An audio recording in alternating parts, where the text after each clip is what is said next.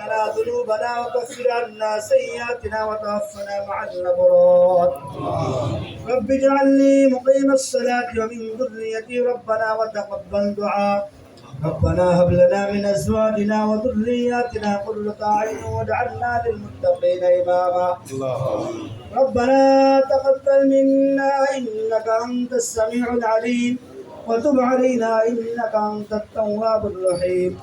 ربنا تقبل صلاتنا صلاة العصر من المصلين الحاضرين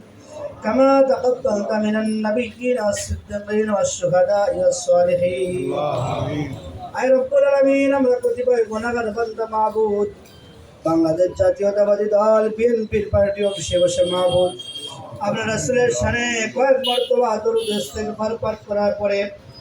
কোরআন পাকের অসংখ্য আয়াত থেকে কিছু সংখ্যক বরকতপূর্ণ আয়াতে কারিমা তেলাওয়াত করার পরে রব্বুল আলামিন কেউ অসুস্থ হলে তার জন্য শিফা চাওয়ার জন্য কিছু সংখ্যক দোয়া রাসূল সাল্লাল্লাহু আলাইহি ওয়াসাল্লাম শিখা দিয়ে গিয়েছিলেন সেগুলো পড়ার পরে আপনার শহীদ দরবারে ভিক্ষা করে নেয় হাত উঠেছি মাওলা